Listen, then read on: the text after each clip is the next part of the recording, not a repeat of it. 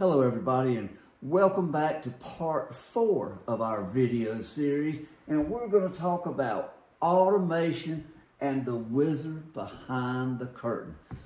First off, on automation, when you look back on this, AVMs were around in the mid-1990s.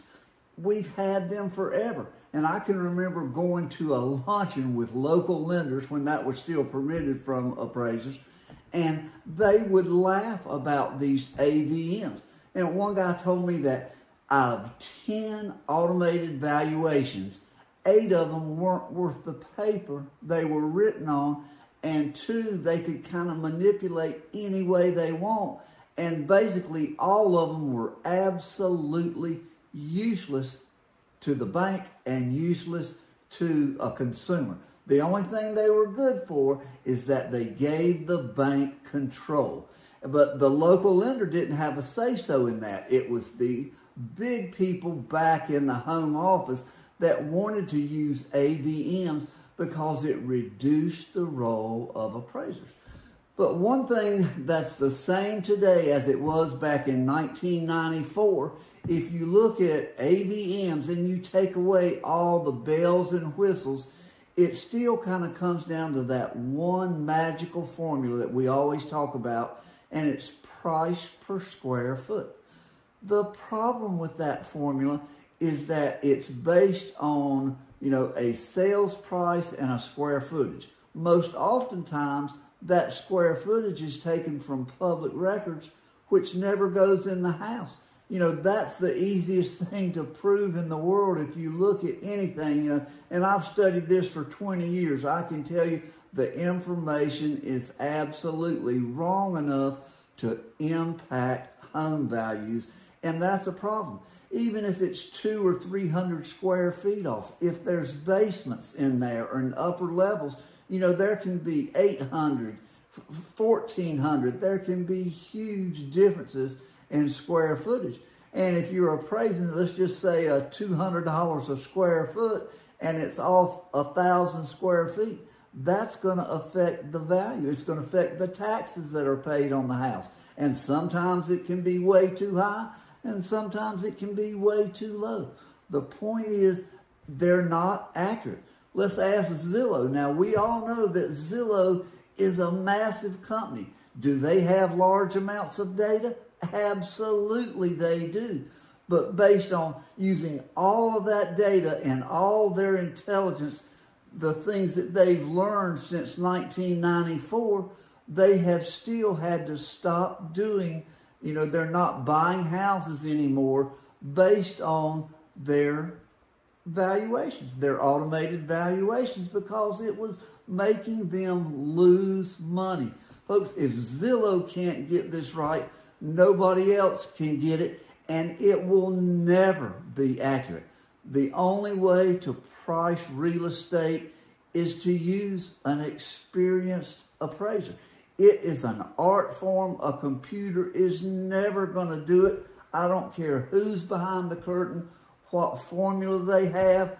And if you listen to Fannie Mae lately, they're kind of touting that they have this vast amount of data that they've collected from appraisers. I keep talking about that, but it amazes me that they're allowed to take appraisal data from a signed report without anybody's permission. I still don't know how they can do that.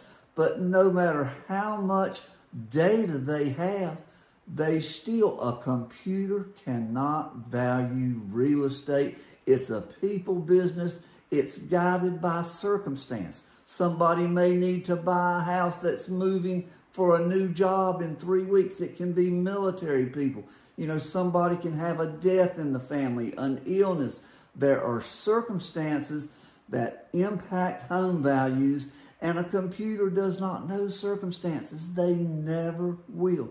So regardless of who is behind the computer or the curtain there and who's guiding these automated valuations, appraisers are the only ones, and realtors. There's a lot of really good realtors that understand there's more to home values than just price per square foot. But it comes down to AVMs are not the way to price people's single largest lifetime investment. That's why the appraisal industry, regardless of what happens in the future, it's always going to be necessary to protect the public. You know, the GSEs in big banking, they talk a lot about quality, but then they go on and say, well, we want to use our AVMs and we want to trust third-party inspections. Now, we won't let an appraiser trainee go in who's been trained by, he's got a license and he's been trained by a licensed appraiser, but they don't want them to go in and measure the house and take pictures and do the inspection, but they'll let a third party go in that doesn't have a license. If this person comes in, what if they get hurt on the job? What if they break a family heirloom?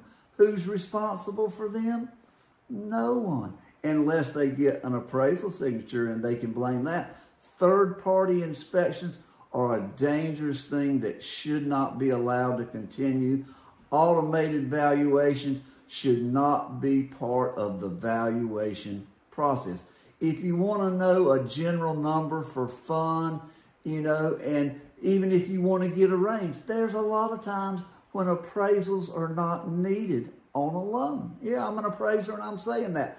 If you got somebody that's getting a 50% loan, and they've got that much money to put down, or if there are people that borrow $50,000 on a $500,000 house, do they need an appraisal? No. An automated valuation is the perfect product for those people and the kind of loans that, are not that close. But for people who are borrowing, above 80%, and for mortgage investors, for security and for protecting the American consumer, or any consumer for that matter, automated valuations are not the way of the future.